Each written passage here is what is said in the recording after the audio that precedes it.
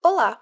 Você já deve ter ouvido falar de Picasso, Duchamp e Dalí, certo? Mas você sabe até onde chegou a influência das vanguardas artísticas do início do século XX? Nesse vídeo, vamos explicar como o design gráfico foi influenciado por esses artistas. Mostraremos alguns cartazes de época e iremos explorar seus elementos vanguardistas. Vamos lá? O uso dos cartazes como peças de publicidade começou com os broadsides, na Grã-Bretanha, Irlanda e na América do Norte. Essas peças eram usadas para propaganda, divulgação de notícias ou de notas oficiais, como a da independência dos Estados Unidos, em 4 de julho de 1776. Os cartazes eram feitos usando tipos de metal, que eram menores e caros, ou de madeira, que podiam ser maiores e com um custo mais amigável, além do uso da litografia, que tornava o trabalho mais orgânico. Em 1850, o Japão abriu suas fronteiras e a arte de cartazes na Europa passou a ser influenciada por seus traços.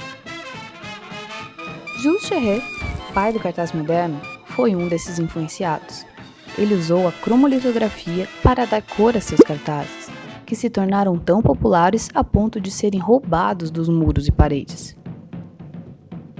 Scherrer fundou uma empresa para impressão de cartazes, a Maître de l'Affiche, e imprimiu com alta qualidade cartazes de artistas como Toulouse-Lautrec e Munch, dois grandes nomes da Belle Époque. Quando chegamos nas primeiras 2 décadas do século XX, a arte e o design experimentaram uma série de revoluções que questionaram antigos valores estéticos europeus. Era o tempo das vanguardas. Alguns desses movimentos, como o cubismo, o futurismo, o dadaísmo e o surrealismo, influenciaram diretamente a linguagem gráfica da comunicação visual. Obviamente, os cartazes fizeram parte disso. Fortunato De Pero conheceu o futurismo em 1913 para nunca mais abandoná-lo. Ele aplicou essa filosofia ao design gráfico e à propaganda, produzindo uma obra dinâmica no design de cartazes, tipos e anúncios.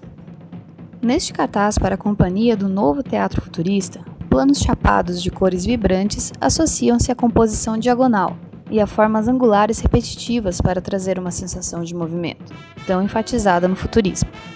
Entre os designers que incorporaram o cubismo e o futurismo diretamente em seu trabalho está Edward McKnight Kauffer, que chegou a desenhar 141 cartazes para o metrô de Londres. Criado em 1918 para o Daily Herald, esse cartaz tem um formato vertical, que foge da proporção convencional.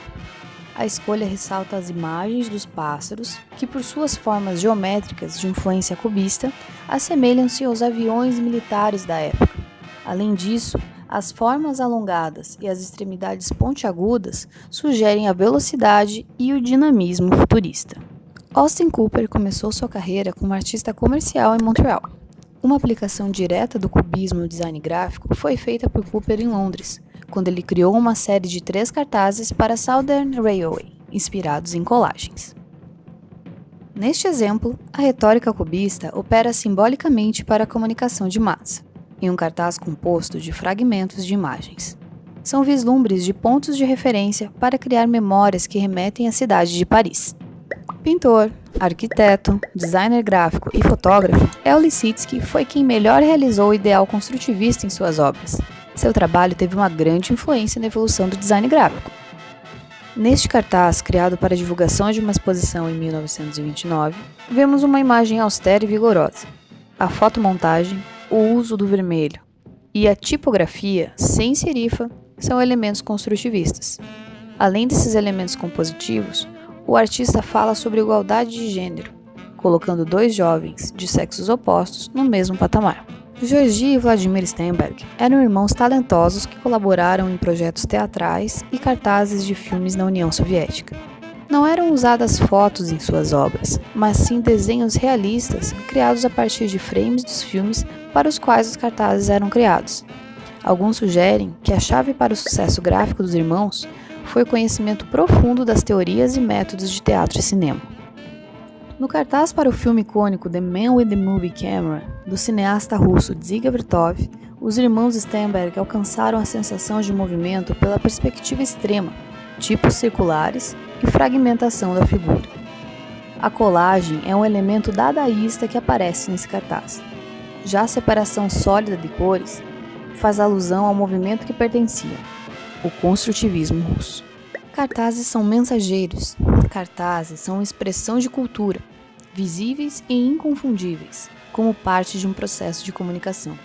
Bons cartazes falam uma linguagem internacional.